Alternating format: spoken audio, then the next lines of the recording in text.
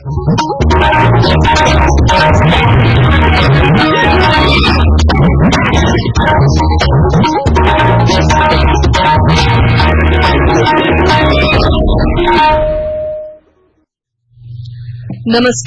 प्रादेशिक समाचार के साथ मैं आसिया नाजली। पहले मुख्य समाचार। राज्य सरकार ने दुर्गा पूजा के लिए जारी गाइडलाइन में आंशिक बदलाव किया।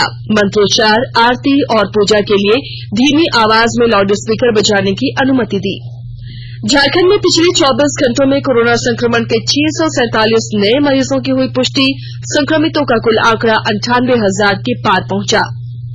निर्वाचन आयोग ने चुनाव वाले राज्यों को प्रचार अभियान के दौरान कोविड-19 संक्रमण से बचने के लिए भीड़ एकत्र न करने की दी सलाह। और राज्य सरकार सभी प्रकार की सरकारी भूमि के अनधिकृत निबंधन पर रोक लगाने के लिए भूमि के दस्तावेजों को NGRDS पोर्टल पर कराएगी अपलोड। अब समाचार विस्तार से। कोविड-19 महामारी के खिलाफ देश एकजुट होकर लड़ रहा है। आप भी हमारे साथ सुरक्षा और बचाव के 3 आसान एहतियाती उपायों का संकल्प लें।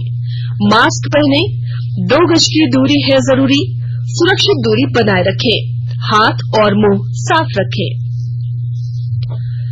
राज्य सरकार ने दुर्गा पूजा के लिए जारी गाइडलाइन में आंशिक बदलाव किया है।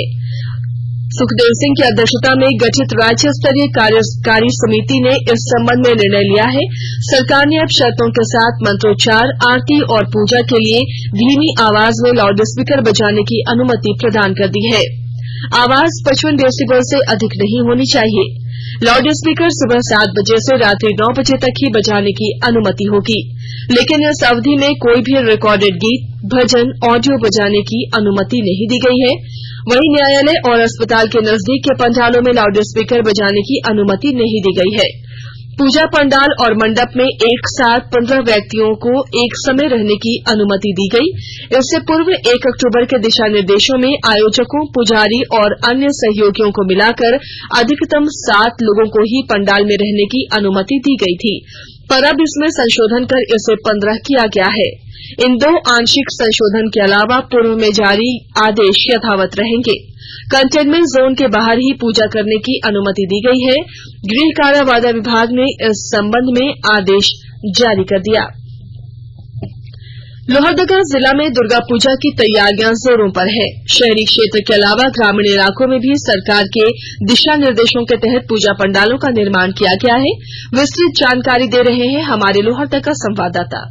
लोहरदगा जिला में दुर्गा पूजा की तैयारियां पूरी कर ली गई है। पूजा को लेकर हर तरफ उत्साह का माहौल है। कोरोना संक्रमण को देखते हुए इस बार बड़े पंडालों का निर्माण नहीं कराया गया है। छोटे पंडालों का निर्माण कर ही मां की प्रतिमा स्थापित कर पूजा अर्चना की जा रही है। पूजा समितियों को निर्देश दिया गया है कि किसी भी तरह का बड़ा आयोजन न करे। कहीं मेला लगाने का निर्देश नहीं दिया गया है। बिल्कुल सादगी के साथ पूजा अर्चना की जा रही है। दुर्गा पूजा को लेकर शहरों में काफी भीड़ भाड़ भी देखी जा रही है, लेकिन इसमें भी सोशल डिस्टेंस का पालन किया जा रहा है। पूजा को लेकर शांति समिति की बैठक भी संपन्न हुई। जिले के उपायुक्त दिलीप कुमार टोप्पो ने तमाम लोगों से आग्रह किया कि दुर्गा पूजा बिल्कुल सादगी के साथ मनाएं, परिजनों के साथ बाहर निकलने से बचे और खुद को सुरक्षित रखे तथा परिवार को भी सुरक्षित रखे। कोरोना संक्रमण को देखते हुए जिले में सुरक्षा के व्यापक बंदोबस्त किए गए हैं। पुलिस कप्तान प्रियंका मीना ने बताया कि जगह जगह पुलिस बल की तैनाती की गई है। पूजा के दौरान लोगों से सावधानी बरतने की भी अपील की जा रही है। गोपी कृष्ण कुंवर,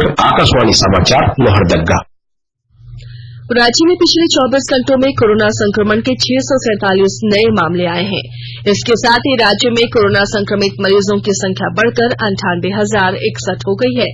हालांकि कोरोना से अब तक 91,000 से अधिक लोग स्वस्थ भी हुए हैं, जबकि 851 लोगों की इस संक्रमण से मौत हो चुकी है।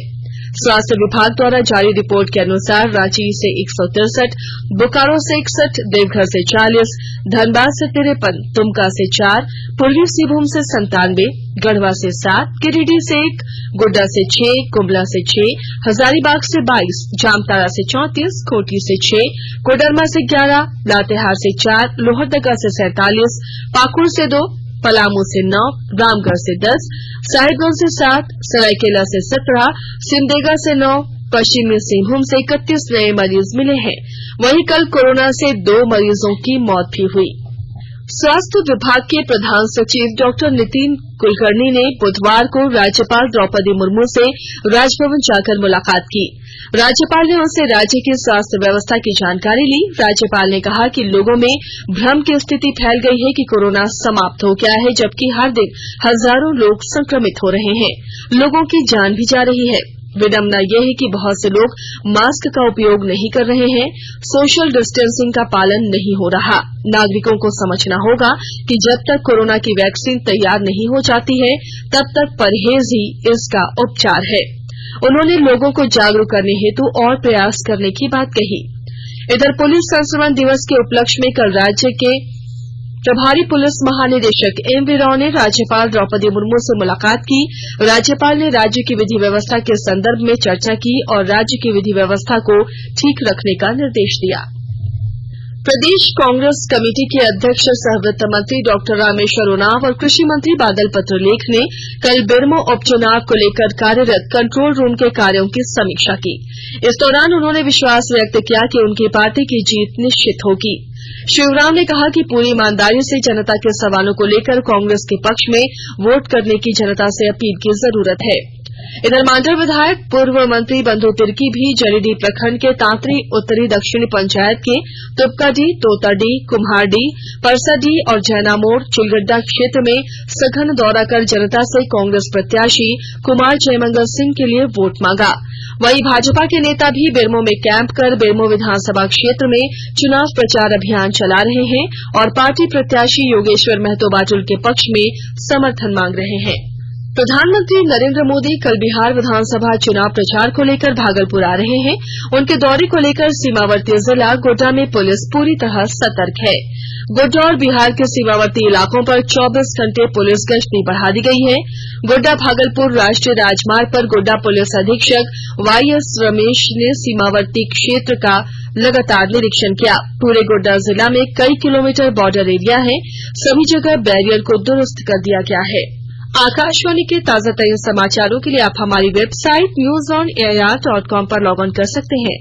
ताजा समाचार Twitter handle @AIR news alerts और Facebook page All India Radio News पर भी उपलब्ध है। आप प्रादेशिक समाचार एकांश के Twitter handle @AIR news _Ranchi और Facebook page AIR news Ranchi के अलावा YouTube channel regional news unit Ranchi पर भी हमारे बुलेटिन सुन सकते हैं। प्रादेशिक समाचार आप आकाशवाणी रांची से सुन रहे हैं और अब पेश है कोरोना से बचाव के कुछ संदेश। कोविड-19 से बचाव और सुरक्षित रहने के 3 उपाय। मास्क लगाएं, 2 गज दूरी है जरूरी, सुरक्षित दूरी रखें, हाथ और मुंह साफ रखें।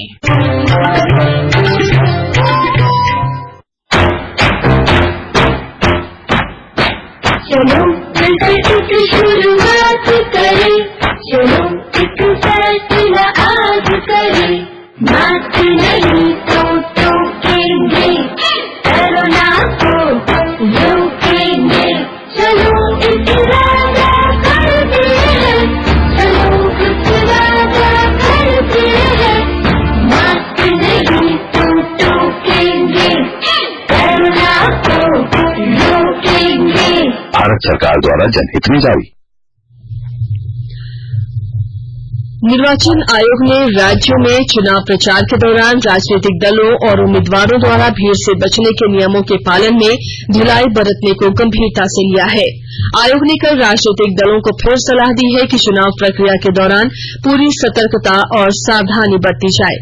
आयोग ने कहा है कि राज्यों के मुख्य चुनाव अधिकारियों और जिले के अन्य अधिकारियों को चाहिए कि वे जिम्मेदार उम्मीदवारों और आयोजकों के खिलाफ उपयुक्त कानूनी प्रावधानों के अंतर्गत कार्रवाई करें।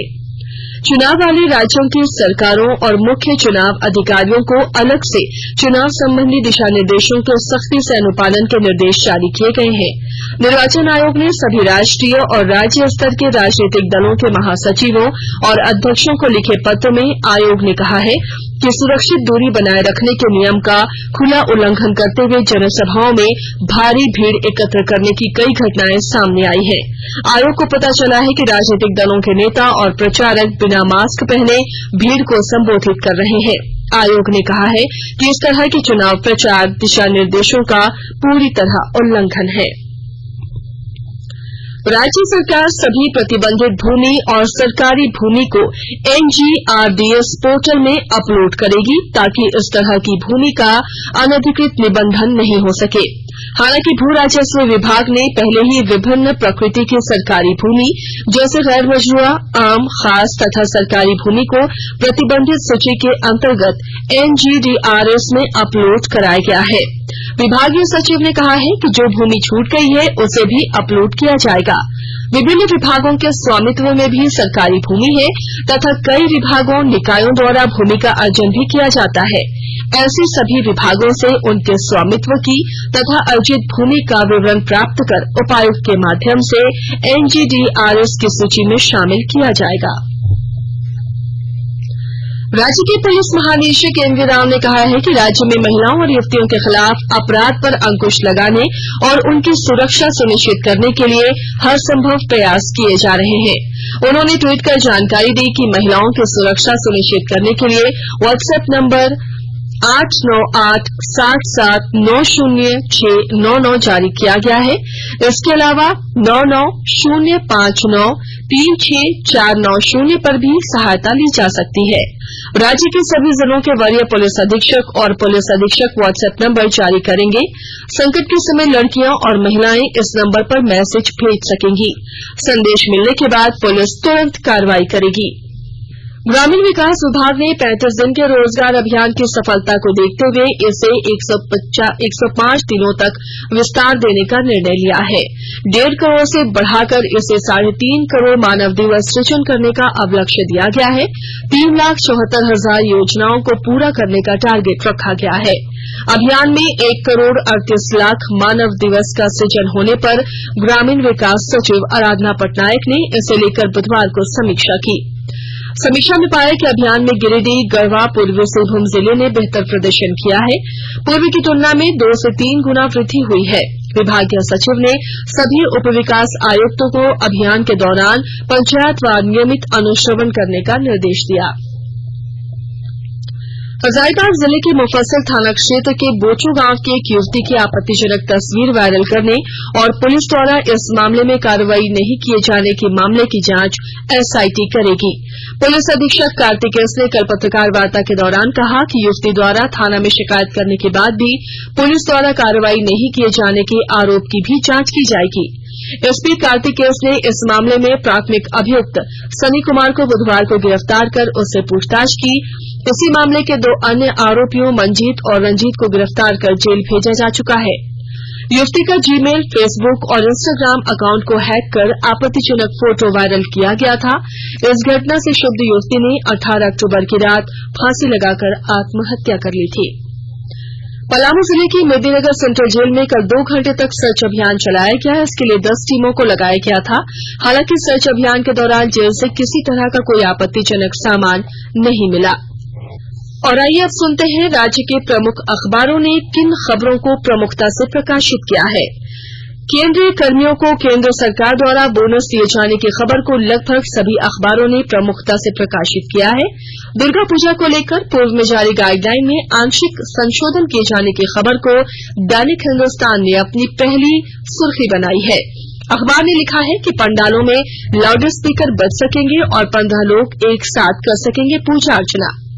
दैनिक प्रभात खबर ने सीटेट और टेट परीक्षा के सर्टिफिकेट की 7 साल तक मान्य रहने की बाध्यता को केंद्र सरकार द्वारा खत्म किए जाने की खबर को पहले पन्ने पर जगह दी है। अखबार ने कोरोना गाइडलाइन के उल्लंघन पर प्रत्याशियों को नोटिस जारी करने की खबर को भी प्रमुखता दी है। त्योहारों पर झारखंड में कोरोना की दूसरी लहर की आशंका की खबर को दैनिक भास्कर ने अपनी सुर्खी बनाया है। दैनिक जागरण ने लिखा है 30 लाख केंद्रीय कर्मचारियों को मिलेगा बोनस। रांची एक्सप्रेस ने रांची सहित राज्य के विभिन्न जिलों में छापामारी अभियान चलाए जाने की खबर को पहले पेज पर जगह दी है। अंग्रेजी दैनिक हिंदुस्तान टाइम्स ने सामाजिक कार्यकर्ता स्टेन स्वामी की गिरफ्तारी पर मुख्यमंत्री हेमंत सोरेन के बयान की खबर को प्रमुखता दी है।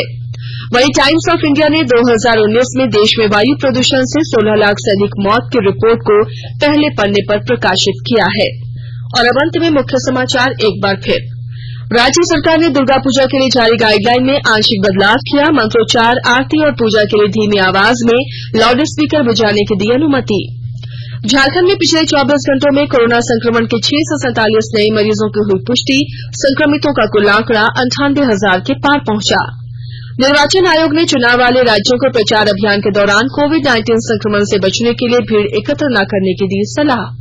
और राज्य सरकार सभी प्रकार की सरकारी भूमि के अनधिकृत निबंधन पर रोक लगाने के लिए भूमि के दस्तावेजों को NGRDS पोर्टल पर कराएगी अपलोड। इसके साथ ही आकाशवाणी रांची से प्रादेशिक बुलेटिन समाप्त हुआ। नमस्कार।